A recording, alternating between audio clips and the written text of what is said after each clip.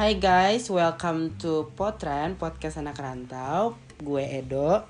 Jadi pada sesi curcol kali ini gue bakal ngebahas tentang kehidupan anak-anak rantau yang ada di kota Bandung ini gitu. Nah, di sini juga udah ada temen gue yang kebetulan dia anak rantau dari jauh banget. Langsung aja ya kita tanya-tanya dia.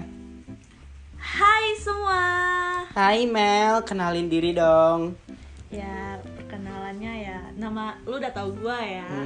Ini gua buat audiens saja. Perkenalkan, nama gua Melanie Shailendra. Gua anak rantau yang berasal dari Batam. Terus gua sekarang kuliah di Telkom University semester 6 menuju semester 7. Terus gua ngerantau ya udah berapa ya? Dari semester 1 deh, tahun 2018. Berarti kira-kira udah 3 tahun lah ya. Iya. Oke, gue mau nanya dong Mel. Apa tuh? Kira-kira jadi anak rantau itu pasti ada suka dukanya kan? Benar. Nah, kalau menurut lo suka dukanya jadi anak rantau tuh kayak gimana sih? Pertama kita mau ngebahas apa dulu nih? Yang sedih-sedih dulu, apa yang senang-senang dulunya aja? Boleh deh yang sedih-sedih, kan Yang harus sedih berakhir dulu. dengan Iya, bahagia benar. kan?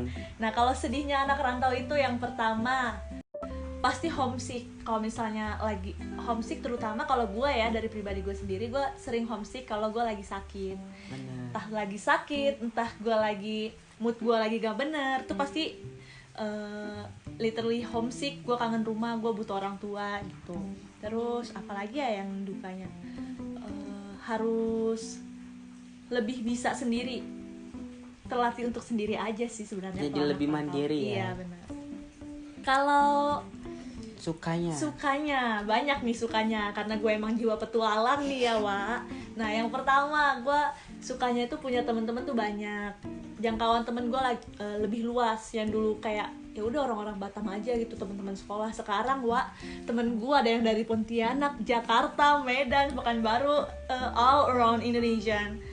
And suka selanjutnya, uang jajan lancar, kayak dapet uang bulanan. Bener banget Kalau sih di itu. rumah tuh kayak dibatasin banget kan. Terus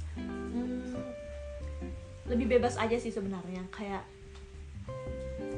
lu hari-hari lu nggak terbatasi, kayak lu mau ngapain aja, kayak lu nggak perlu khawatir dimarahin orang tua lu, diomelin orang tua lu, ya kayak bebas aja gitu sebenarnya. Udah sih, itu sukanya. Sebenarnya itu bisa jadi pelariannya anak rantau juga benar. sih, ya Kalau kan? nih, jadi kayak menurut gua hal-hal dukanya itu problem solve-nya itu ke hal-hal yang disukanya, ngerti Iya, nggak? Jadi benar. duka suka itu bakal berdampingan. Nah, gue mau tahu dong Mel, kalau misalnya lo jadi anak rantau nih sekarang, kira-kira ada momen pahit gak sih selama lo jadi anak rantau gitu? Ada. Apa tuh? Momen paling pahit itu, ya lu sebagai teman gue lu tahu ya apa Kayak momen I paling know. pahit gue. Kayak Boleh kok kalau lo nggak mau ceritain juga nggak apa-apa, jangan dipaksain. nggak apa-apa, gue udah kuat kok sekarang. Jadi 2018, remember back then, waktu awal-awal ngerantau, gue tuh daddy's little girl banget. Jadi gue apa-apa tuh kayak papa, kayak deket banget dah sama bokap gue. Nah, momen pahitnya itu bokap gue pass away. Terus yang buat gue nyesel itu, atau buat gue kesel, penyesalan gue dah, gue nggak bisa ketemu dia untuk terakhir kalinya. Jadi benar-benar gue terakhir ketemu sebelum gue ngerantau. Hari-hari gue terakhir gue ketemu tuh waktu dia nganter gue ke bandara buat ngerantau. Terus tiba-tiba gue dapet kabar Desember bokap gue udah nggak ada. Padahal di situ tuh gue udah prepare kayak libur semester nih, balik nih, gue mau manja-manja nih sama papa gue gitu. Ternyata ya itu sih sebenarnya. Kalau momen pahit itu ketika keluarga lo yang di sana itu pergi gitu. Iya sih, itu sih paling pahit sih. Lu juga berasa kan? Iya, Lu gua udah berasa. pernah mengalami kan? Pernah. Kalau menurut lo sebagai anak rantau nih ya, kan anak rantau itu cenderung lah, misalnya kita bisa main sama teman-teman tuh bebas gitu, having fun sama teman-teman gitu. Tapi kadang kita juga ada nggak punya uangnya gitu, misalnya kita di kosan nggak, ya udah makan yang seadanya aja gitu. Nah, dari menurut pandangan lo nih, gimana sih caranya lo pribadi itu nge-manage uang sama waktu gitu? Selama waktu bisa nih diceritain pas pas kita kuliah offline sama yang pas kita kuliah online sekarang ini. Gimana sih kalau menurut pandangan lo? Kalau menurut pandangan gue ya, pertama kita nge-manage uang itu gimana? Ya lu harus, paling penting lu harus bisa bilang enggak, no, gue lagi nggak bisa. Karena yang ngebuat duit lu abis kalau ngerantau itu lu main, lu nongkrong, lu having fun. Lu pokoknya harus bisa bilang enggak, gue lagi nggak ada duit. Even lu masih ada duit, lu mikir itu duit buat saving, ya. Jangan kayak jiwa-jiwa main lu tuh jangan terlalu meronta-ronta sebenarnya ya, Wak.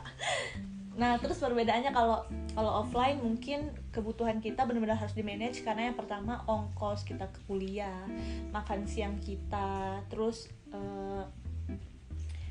jam belajar kita, jam kita kelas. Kalau online menurut gue nge-manage-nya itu karena kita bebas ya di rumah kapanpun atau gimana. Jadi menurut gue ya itu balik lagi yang tadi gue bilang, saying no.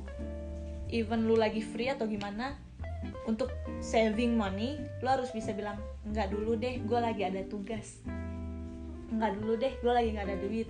Ya udah kayak gitu aja sih menurut gue. Kalau menurut lo nih, lebih enak offline atau online? Online. Offline. Offline. Kalau dari segi keuangan lebih enak mana? Offline atau online? Online. Karena kalau apa ya? Kalau offline itu duit lo bener-bener dipakai buat keperluan lo, ngerti gak sih? Kayak uang lo pas-pasan buat hal yang lu butuhin. Sedangkan kalau offline, kalau online lu masih bisa nyimpen uang itu, masih ada simpenan dah. Kayak ya udah nih, gue simpen duit ini, atau ntar diganti buat malam nongkrong atau gimana, itu bisa. Sedangkan kalau offline tuh kayak, oh hari ini pas nih pengeluaran gue segini, udah deh nggak nongkrong. Nah kayak gitu. Oke, nih kan sekarang udah bakalan ada mahasiswa baru lagi nih, ya kan? Nah, kebetulan pas ini di-up nanti pasti bakalan banyak mahasiswa baru. Nah, kalau misalnya nih menurut lo, buat mereka yang pengen ngerantau gitu sebagai mahasiswi baru, itu apa aja sih yang harus diperhatiin gitu? Untuk jadi anak rantau tuh harus persiapin apa aja gitu? First of all, yang paling penting, the most important one itu mental lu harus kelatih banget. Bener banget sih. Parah, mental, Wak. Pokoknya nomor 1 tuh mental. Dimana lu harus bisa sendiri, lu belajar mandiri, lu belajar kuat, lu belajar kehilangan temen, punya temen baru, dihianatin. Pokoknya semua tuh lu belajar. Jadi yang paling penting tuh mental. Yang kedua, lu harus bisa bekal lu dari sekarang lu ngelatih buat manage keuangan. Yang paling penting juga manage keuangan. Kayak lu harus punya simpenan, terus tapi you can still having fun. Tetap kayak lu harus punya simpenan gitu. Manage waktu. Nah, manage waktu itu tujuan lu ngerantau tuh apa sih? Kalau tujuan utama lu itu pasti kan kayak, ya gue mau kuliah, gue mau cepet-cepet lulus gini. Ya utamain waktu lu buat belajar, waktu lu buat kuliah. Kayak having fun itu bisa lu lakukan setelah lu melakukan kewajiban lu yang utama. Jadi itu aja sih bekalnya kalau dari gue ya. Terus kayak gimana ya? Jangan gengsi, itu yang paling penting. Jangan gengsi buat minta tolong gitu ya, minta tolong atau bilang aja, nggak, pokoknya jangan gengsi. Kalau lu gengsi ngeliat orang, ih kayaknya keren nih, beli ini nih, terus lu gengsi pengen kayak dia, ya gua nggak bisa duitnya. Ya abis duit lu abis, terus tertekan, Wak, kayak orang tua lu kasih. Iya benar juga sih. Bener kan? Ya udah sih itu aja. Turunkan gengsi, terus mental ditingkatkan, terus manage waktu, manage uang. nih Mel, kan di kehidupan anak rantau tuh pasti kan banyak banget misal kayak culture shock gitu kan, atau misalnya juga kalau kita ketemu teman-teman baru gitu, kita kan harus menyesuaikan diri gitu kan sama mereka. Nah, kalau misalnya tips dari lo gitu, gimana sih cara pastikan kita sebagai anak rantau butuh temen yang klop banget kan, supaya misalnya kayak kita kuliah juga harus semangat gitu kan, kita juga butuh temen main atau gimana. Kayak lo tipe orang yang pilih-pilih teman apa enggak? Sebenarnya gue orangnya nggak pilih-pilih temen ya, tapi gue bisa ninggalin temen. Jadi kayak ya udah lu mau temenan sama gue, ayo ikut. Tapi kalau misalnya pas udah main gue ngeliat ih sifatnya nggak cocok nih sama gue, atau ih freak nih orangnya, atau pokoknya nggak cocok aja sama gue, ya udah gue ngejauh. Jadi kayak untuk gimana ya, untuk menjadi teman yang klop, untuk lu dapat teman yang klop benar-benar sahabat lu atau lu bisa anggap keluarga, pasti lu bakal melalui circle yang luas. Jadi kayak kalau lu milih-milih dari awal, lu sampai kapan lu tahu itu bakal klop apa enggak? Pasti lu dari welcome, ntar seleksi alam, Wak. Iya sih, ya bener. kan, Iya, kalau bener. udah seleksi alam ya udah tuh satu-satu hilang, yang stay sama lu dia yang klop sama lu. Di situ lu dapet benar-benar teman, sahabat, keluarga yang bisa lu percaya. Apalagi kan sekarang banyak banget kayak toxic pertemanan gitu kan, kayak apa-apa harus bareng, Iya, apa-apa harus bener. bareng. Tapi kalau misalnya temennya mau berkembang gitu buat memperluas circle pertemanan, dia nggak suka, itu kayak rada gue alamin sih ya itu. Challenging ya. Bener kayak gue cerita kali ya. Iya, Gue pernah tuh punya satu temen gitu, kayak misalnya gue sebut aja si A ya. Misalnya di satu circle ini gue isinya berlima. Nah, gara-gara gue kan orangnya berteman juga dengan siapa aja gitu, Mel. Maksudnya kayak gue juga kan temenan sama lu kan awalnya juga kenal dari orang kan. Jadi makanya itu kita kayak ya udah temenan aja gitu. Nah, kalau misalnya waktu itu pada saat itu ya, gue tuh berteman dengan satu circle gue ini, tapi gue juga temenan sama dia. Tapi ternyata dia nggak suka, si A ini nggak suka kalau gue berteman dengan temen gue yang satu kelas ini gitu. Jadi kayak ya udah, awalnya sih gue nggak apa-apa, gue belum nyadar lah kalau itu toxic pertemanan gitu. Tapi lama-lama kebaca juga sih, udah deh ujung-ujungnya nggak temenan lagi. Seleksi alam yang gue bilang. Akhirnya berarti di awalnya lu ngerasa oh temen gue banget nih. Iya, temen gue banget. Karena gitu. Lu udah seiring jalannya waktu seleksi alam, ya udah tinggalin aja. Iya, kayak kasarnya dia nggak mau gue berkembang gitu. Iya benar. Jadi apa gue kemana dia harus ikut, dia kemana gue harus ikut kan. Mohon maaf, gue bukan pengikutnya gitu ya. Jadi ya udahlah ya, tuh dilupakan aja. Oke nih Mel, yang terakhir. Ya apa tuh? Kira-kira kita kan pasti buat diri kita sendiri punya harapan kan. Nah untuk kedepannya nih, lo harapan untuk diri lo tuh apa? Apalagi lo sekarang udah mau kelar kan nih kuliahnya. Amin. Kira-kira apa sih harapan buat kehidupan lo untuk di masa yang akan datang? Harapan gue sebenarnya harapan gue tuh general banget, ngebahagiain orang tua. Iya sih. Kayak gue lulus, gue pengen kerja, gue pengen punya duit, ya pasti tujuan utamanya gue pengen orang tua gue bangga. Iya, benar. Itu pasti general banget ya, pengen semua orang tuh orang-orang tuh pasti pengen itu. Terus harapan gue yang selanjutnya, gue pengen menjadi pribadi yang lebih baik. Gue pengen berubah sebenarnya. Gue udah pikiran buat berubah, kayak gue harus lebih rajin ibadah, gue harus lebih menjadi pribadi yang jujur.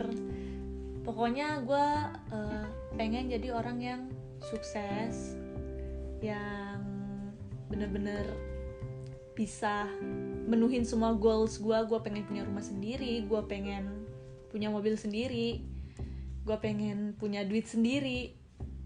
Itu sih harapan gue sebenarnya. Ada muluk-muluk gak sih kayak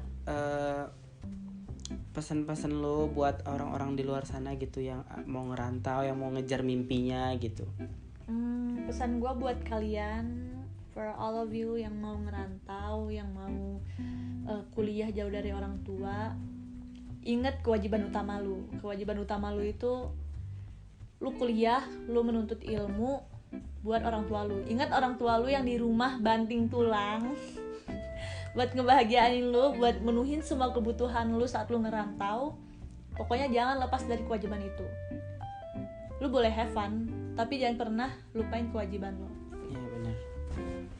Oke Mel, thank you so much udah jadi bintang tamu perdana gue di podcast ini. Sama-sama.